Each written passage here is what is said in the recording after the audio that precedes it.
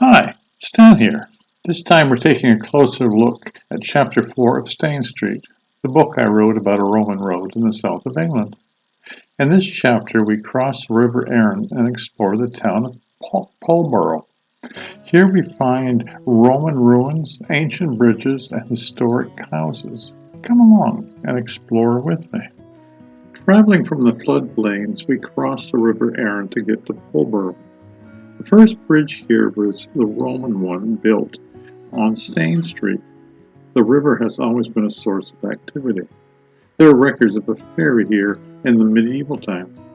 Finally, in 1785, a stone bridge was built. If we pull over to the right, just before we get to the river, we will find the older one, known as Swan Bridge, no longer in use. The new Swan Bridge, built in 1963, is the one we use to cross the Arun. The bridge was named after the hotel and pub, which was just on the other side of the river.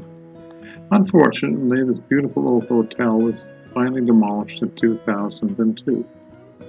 Just over the bridge, before we go into the town, we're going to take another little side trip to yet another bridge, this time to one built in the 14th century at Stane over the River Arun. I love that name. At the roundabout, turn left and follow the A283 for about a half a mile. Watch for the signs down to the river and park near the pub. The bridge was once an important link between Winchester and Canterbury. The arch in the middle is higher. It was raised for canal traffic in 1820. Climbing up onto the deck, we see that it is only one lane wide. There are little pockets designed for pedestrians to avoid being run over by the carriages. Some of the scrapes on the walls were made by tanks in World War II. If it's a nice day, take a break at the pub for a drink or a meal and enjoy the view of the river and this ancient wonder. On an old, unused section of the A283 road from Petworth to Pulborough, slightly south of the Stane Bridge, is a memorial to Reverend William Maysfield, who was the rector of Stane and Hardham. He was fatally shot by a German warplane in 1940 while helping to get a group of students off the road to a ditch where they were all unharmed. Back to Pulborough.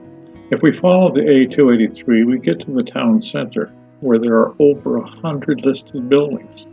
From artifacts dug up around the village, they figure that the area has been occupied for 4,000 to 5,000 years, long before the Romans. Back to Stane Sreet, where we go straight up the hill from the bridges. The road goes through a gap in the ridge with high banks and trees on either side. There's also a lovely Tudor-style house overlooking the road. At the top, we see the church on the left and the Checkers Hotel on the right. The hotel was a coaching inn in the previous centuries when this was a turnpike road. The Norman church was built on the remains of a Saxon church, which was probably built on the remains of a Roman temple. As this was the highest point in the village, it was the easiest to defend. After Chichester, it was the most important Roman site in Sussex, having a large villa, a temple, baths, and many houses. Pulborough was very busy during World War II. It was considered the next line of defense should the Germans land on the Sussex coast. There are still remains of concrete defense bunkers scattered around. In the church is a plaque from the Peckham schools thanking the village for its kindness shown to the many evacuated children during the London Blitz. For many of them, it was the first time they'd ever been out of the city. Some were sent to the countryside along Stane Sreet, where they learned about farming. That's it for this historic town. The next chapter takes us from Pulborough to Slinfold, where we uncover lots of interesting sights along Stane Sreet. If you get the chance in the autumn sometime, come and enjoy the vintage Pulborough Harvest Fair. If you'd like a copy of the book, there's a link below in the description.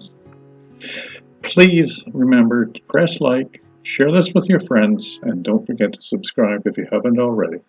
That's it for now. We'll see you next time. Bye now.